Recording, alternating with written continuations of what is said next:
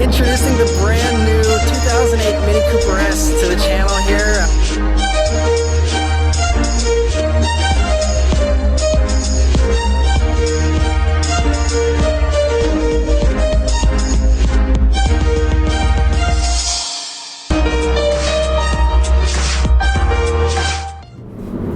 What's up everybody, Super Dorks fan here for Mini Weekly Update number 12 on this Friday. So after a 2-week hiatus, my trip to California with my family and everything, I'm back to doing weekly updates. So, obviously I have lots more California footage coming. I would definitely check out the stuff that I have uploaded here over the past week so far from my trip. Obviously lots of fun stuff, and so thank you as always for your support with all that stuff. Right, so what's new with the Mini? Well, I'm back in my Mini, which is an accomplishment on its own, it seems. And so that's nice. So if you didn't watch some of the other updates that I've done, the car had a hole in the thermostat housing because they're made out of plastic, and I guess it was cracked or something, and so the car wasn't cooling itself off properly, and so that's why it overheated. And so it was the car's fault, but that's a common problem, they say, with the R56 Minis, and it was all covered under warranty, so it didn't cost me anything, just a lot of inconvenience. But glad that it's back. It's running fine now, and I've been driving it here for almost a week now, and it's totally fine, so that's good. Hopefully it's issue free, for the foreseeable future here. But now that everything's running well, I kind of got the mod bug again a little bit for the Mini. I mean, I don't have any money for mods, but I'm looking around to see if there's any parts manufacturers or sponsors out there that want to hook me up with some parts for the car. I could do a suspension, but I'm kind of holding off on that because with the winter time coming in the just the next couple of months here, I don't want to have a low car and then have to drive through the snow with it. But I would like to do like an intake or an exhaust. I'm worried about voiding the warranty I bought and things like that, so I have to be careful about what mods I do. But if I can find some sponsors or something, I'd love to do something. I really want to do an intake, especially for the induction noise. I think that'd make it a lot more fun. Exhaust, of course, always makes the car better, so we'll see what happens, but definitely want to modify this car, because I do love this car, and I noticed when I was on vacation that I did miss driving it. I really did. I mean, it didn't help that I was driving a Chevy Malibu for a rental car, and that really made me miss this car, but I do really like it. So that's it as far as all the new updates on the Mini, so I'll send it back to me at the news desk for this week's news.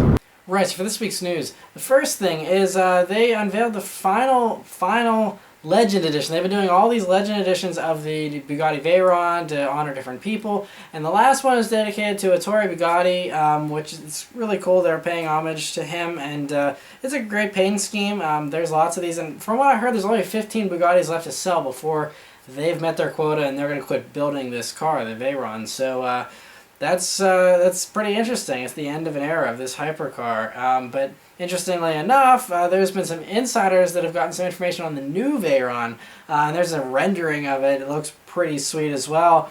But according to these insiders, they're saying that basically this new Veyron, it's not going to be that far off. I think they said it's going to be coming in 2016 as a 2017 model possibly. And it's not going to be radically different from the current Veyron. It's going to be similar to the current one. But they're saying that this car is going to have a hybrid powertrain system, and it's going to have probably direct injection for it's going to have the same engine. It's going to be an 8-liter quad-turbo W16. But they're saying it's going to pack 1,479 horsepower, which is insane. And so that's what they're saying. They're saying because of how much horsepower it has, they're claiming a top speed of 286 miles per hour, which is so high that, one, they're worried that they're not even going to be able to develop tires that are able to handle that much speed. That even if they do manage to create the tires needed for this much speed, they're not even sure they can test it, because they don't think there's a place straight enough in the world to get this car up to speed safely. So that'll be very interesting to see how that works out, but it sounds like it's going to be really crazy, so looking forward to that. Interesting other thing as well here is there's been talks about this new Hennessey Venom F5, which is the successor to the Hennessey Venom GT, of course, and this F5 version, they're doing 1,400 horsepower, they're claiming, in this car. It also looks really sweet. and they're gunning for a 290 mile per hour top speed. So I don't know what's up with everyone wanting the highest bragging rights for top speed, but that's what they want. And so obviously this would be a lot more limited production because this is a smaller company than Bugatti. So they're planning on doing maybe 30 of these cars. But that's pretty insane. I know the current Venom GT is a pretty wild ride from what I've heard, so I can't imagine an even more powerful version. This is going to be crazy. In some more refined, somewhat normal news, Aston Martin just announced some really great news that I'm excited about. The Vanquish and the Rapide S for 2015 are going to be getting some upgrades, and they're really good upgrades, because one of the big complaints with the Vanquish that a lot of people had was the transmission felt lazy, and so, you know, it would shift too early and stuff. But Aston Martin has done the most brilliant thing they could have done, and they bought the ZF 8-speed transmission that's in all the wonderful cars. It's in the Jag F-Type, it's in the BMWs these days, and all kinds of other great cars. It's a spectacular transmission. They put it in the Vanquish and the Rapide S. And they've also reworked a few other things so that for the Vanquish it now has, I think, 3 more horsepower. Not a big deal, but it just goes to show how much of a difference a transmission makes. That old transmission, the Vanquish did 0 to 60 in 4.1 seconds. With the new 8-speed ZF transmission, it does it in 3.6 seconds. So it dropped a half a second off the 0 to 60 time just with the transmission alone. So it's actually made the Vanquish quite a bit faster. And there's some other different things, different wheels. It looks the same though otherwise. There's a few other small little enhancements here and there. But that's really cool. So that's really going to make the Vanquish a whole lot better, I think. So yeah, next time I win the lottery, I'll be buying one of those 2015 models for sure. Other interesting Aston Martin news is that Mercedes has increased their stake in Aston Martin by 1%. I think they owned 4% before, now it's 5%. That's not really newsworthy, but you know, because Aston Martin has reached an agreement to buy engines off of Mercedes, they're going to have the AMG engines in future Aston Martins, and they're thinking about collaborating with this new increase of stake. They're also now, Mercedes is going to be supplying electronics for Aston Martin, so the wiring and stuff for the cars.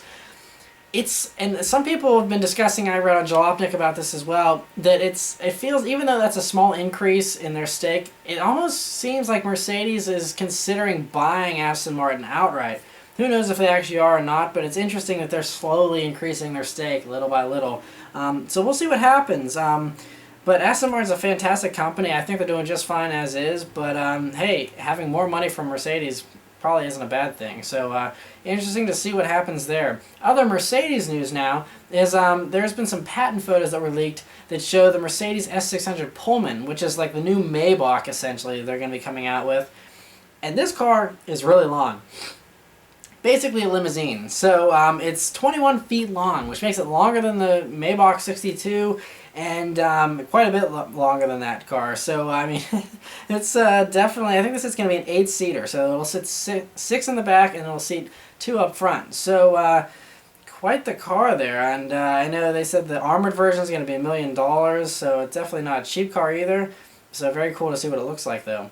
In other big sedan news, there's been some news here that the Cadillac LTS, which is what they're calling the El Mirage sedan that they're going to be making. Right now they're calling it the LTS, or so that's what people think at least. It's going to be coming out the New York Auto Show, which is still a ways away. That's next year. And but yeah, whenever it does come out, it's going to be huge. I mean, from the spy shots, it's a really long car. And they're saying that the XTS that they currently have out is just like a placeholder until the LTS arrives as their proper big sedan. But the XTS, at least around here, is selling like hotcakes. I see them everywhere. They're more common than CTSs actually. So I feel like the XTS is a pretty good car and they shouldn't rush to get rid of it.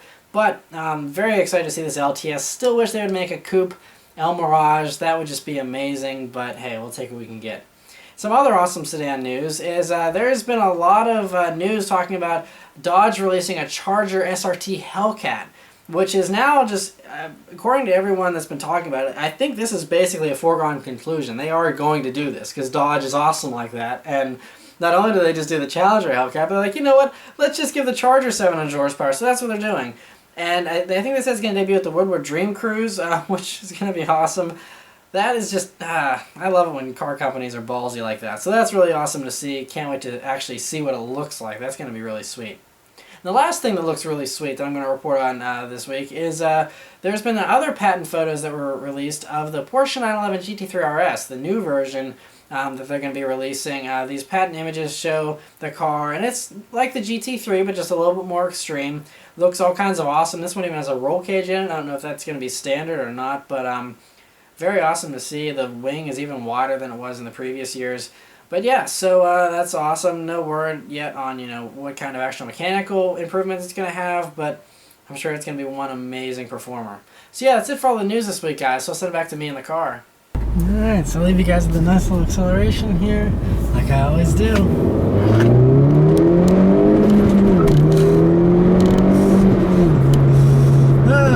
I love the turbo in this thing. It's so much fun.